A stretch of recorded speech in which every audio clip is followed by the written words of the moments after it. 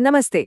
आज के इस एक्सप्लेनर में हम ऐतिहासिक स्रोतों के जरिए भारत के इतिहास के दो बिल्कुल अलग टाइम कैप्सूल्स को खोलने वाले हैं। ये स्रोत हमें समय के दो ऐसे पड़ावों पर ले जाते हैं जो एक दूसरे से पूरी तरह अलग हैं। एक तरफ 1800 का वो दौर जब भारतीय समाज अपनी पुरानी जड़ों से गहराई से जुड़ा था, और दूसरी तरफ 1980 का वो दशक जब देश आधुनिकता की तरफ एक बहुत बड़ी छलांग लगा रहा था।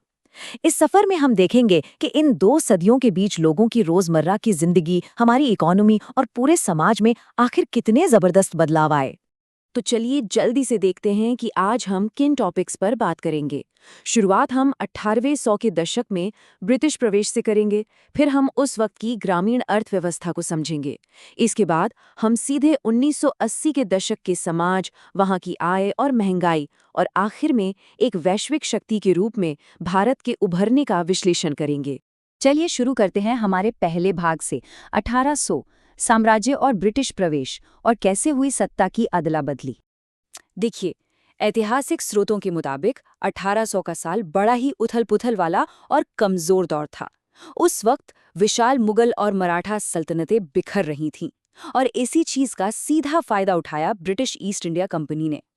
जरा सोचिए, 1608 में विलियम हॉकिंस के आने से लेकर 1631 में ताजमहल बनने के समय तक अंग्रेज बड़ी ही खामोशी से अपनी कूटनीति के जरिए पैर पसार रहे थे, और 1800 आते आते स्थानीय साम्राज्यों के पतन के बीच उन्होंने पूरी तरह अपना प्रभुत्व जमा लिया था। इस बदलाव की स्केल को समझने के लिए जरा इस नंबर पर गौर कीजिए, 17 करोड़। स्रोतों का अनुमान है कि उस दौर में अफगानिस्तान से लेकर म्यांमार तक फैले पूरे उपमहाद्वीप की आबादी महज 17 करोड़ थी। आज की इस भीड़-भाड़ से बिल्कुल अलग। देश का एक बहुत बड़ा हिस्सा तब घने जंगलों से ढका था, और लोग जंगली जानवरों के बीच छोटे-छोटे गांव में अपनी जिंदगी बिता रहे थे।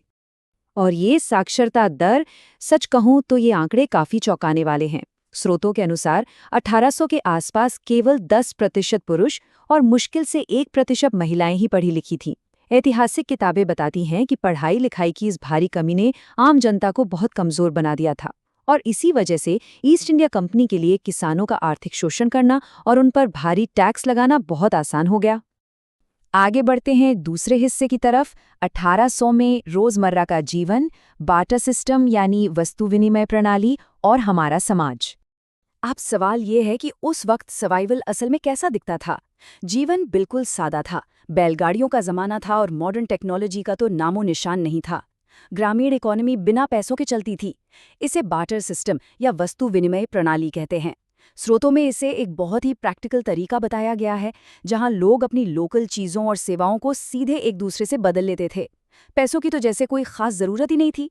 और ये चीज कितनी दिलचस्प थी, ये आपको इन एक्सचेंज रेट से समझ आएगा जो स्रोतों में दिए गए हैं। गांव के व्यापार में कोई इंसान 1 किलो धान देकर 4 किलो शक्कर ले सकता था, या फिर 5 किलो गेहूं के बदले 5 किलो दाल ले सकता था। मतलब बिना एक भी पैसा खर्च किए गांव के अंदर ही सब कुछ मैनेज हो जाता था। अगर हम उस वक्त के सामाजिक ढांचे की बात करें तो स्रोतों के अनुसार ये वो दौर था जब समाज में गहरा जाति आधारित भेदभाव था। समाज मुख्य रूप से 4 श्रेणियों में बटा था: ब्राह्मण, क्षत्रिय, वैश्य और शूद्र। लोगों के काम उनकी जाति से तय होते थे, जैसे धोबी का काम कपड़े धोना, कुम्हार का बर्तन बनाना और नाई का बाल काटना। ऐतिहासिक दस्तावेज बताते हैं कि अंग्रेजों ने बड़ी चालाकी से शासन करने के लिए इन सामाजिक दूरियों को और भी ज्यादा बढ़ा दिया। अब समय में एक लंबी छलांग लगाते हैं। हमारा तीसरा सेक्शन है 1980 का दशक, संक्रमण के दौर में समाज और आधुनिकता की तरफ बढ़ते कदम। हम सीधे 1980 के दशक में आ गए हैं।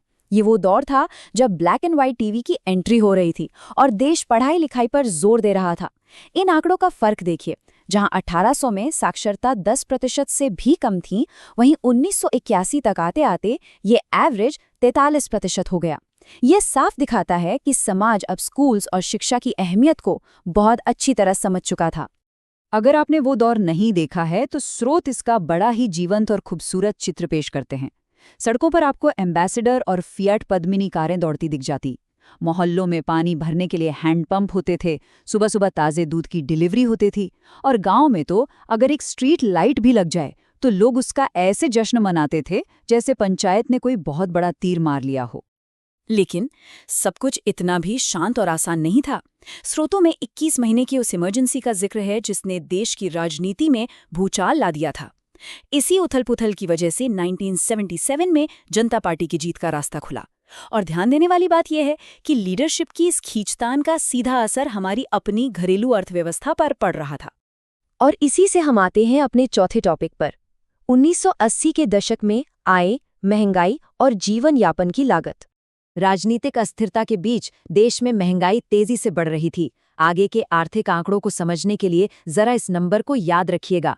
रिपोर्ट्स बताती हैं कि उस दौर में एक इंसान की औसतन महीने की कमाई महज 100 से 200 रुपए के आसपास हुआ करती थी। अब जो बात मैं आपको इस स्लाइड में बताने वाला हूँ वो वाकई दिलचस्प है। जरा इन कीमतों को देखिए। 1 लीटर पेट्रोल 5 रुपए का, दूध 8 रुपए लीटर, चावल 10 रुपए किलो, 1 क्विंटल गेहूं 142 रुपए का और 10 ग्राम सोना 3200 रुपए का। सुनने में शायद ये बहुत कम लगे, लेकिन जरा सोचिए, जब इंसान की महीने की कमाई ही 100-200 रुपए हो तो उस हिसाब से ये कीमतें आसमान छूने जैसी थीं। और स्रोत भी इसी बात पर जोर देते हैं। हम अक्सर 80 के दशक को एक सुनहरे और सुकून भरे दौर की तरह याद करते हैं, लेकिन सच तो ये था कि आम आदमी के लिए फाइनेंशियल सर्वाइवल बहुत मुश्किल था। जैसा कि स्रोत बताते हैं, महंगाई इतनी ज्यादा थी कि मेहनत मजदूरी करने वालों के लिए 2 वक्त की रोटी का इंतजाम करना भी किसी बड़ी जंग से कम नहीं था। चलिए अब आखिरी हिस्से की तरफ बढ़ते हैं। 1980 का दशक, एक वैश्विक शक्ति के रूप में विश्व मंच पर भारत का उदय। देश के अंदर चाहे कितनी भी आर्थिक दिक्कतें हों, लेकिन जियोपॉलिटिक्स में भारत बहुत तेजी से एक बड़ी ताकत बन रहा था। स्रोतों में 1971 के बांग्लादेश मुक्ति संग्राम का बिल्कुल स्पष्ट विवरण मिलता है। जब पूर्वी पाकिस्तान से लाखों शरणार्थी जान बचाकर भारत आए, तो भारत ने इस मुक्ति संग्राम में हस्तक्षेप किया और नतीजा ये हुआ कि 93,000 पाकिस्तानी सैनिकों को आत्मसमर्पण करना पड़ा। और कुछ ही सालों में देश ने दुनिया के नक्शे पर अपनी धाक जमा ली। 1971 के युद्ध के बाद मई 1974 में पोखरण में हुए परमाणु परीक्षण ने भारत को दुनिया के न्यूक्लियर पावर वाले देशों की लिस्ट में लाके खड़ा कर दिया। उसी साल इराक के नेता सद्दाम हुसैन के भारत दौरे ने भी ये साबित कर दिया कि ग्लोबल स्टेज पर अब भारत एक मजबूत प्लेयर बन चुका था, जिसे कोई नज़रअंदाज नहीं कर सकता। तो इस पूरे एक्सप्लेने में हमने क्या देखा? हमने एक बहुत बड़े एवोल्यूशन को समझा है। 1800 के दशक में जो समाज टुकड़ों में बटे साम्राज्यों और बैलगाड़ियों पर चल रहा था, वो लगभग 2 सदी बाद 1980 के दशक तक आते आते एक पढ़ा लिखा, तकनीक को अपनाता हुआ और परमाणु क्षमता वाला एक उभरता हुआ राष्ट्र बन चुका था। सच में ये एक कमाल का सफर रहा है। अंत में एक सवाल जो ये ऐतिहासिक स्रोत हमारे मन में छोड़ जाते हैं, इनमें उस समय के भाईचारे और सादगी के प्रति एक पुरानी यादों वाली कशिश दिखती है। तो सोचने वाली बात यह है कि आज जब हम टेक्नोलॉजी और मॉडर्नाइजेशन में इतनी तेजी से दौड़ रहे हैं, तो क्या हम उन ऐतिहासिक युगों की सादगी, एक दूसरे से जुड़ाव और सामाजिक एकता जैसी ताकतों को कहीं पीछे तो नहीं छोड़ रहे हैं? आप इस बारे में क्या सोचते हैं? इसी सवाल के साथ हम आज की इस चर्चा को यहीं खत्म करते हैं। हमारे साथ इस सफर में जुड़ने के लिए बहुत बहुत शुक्रिया।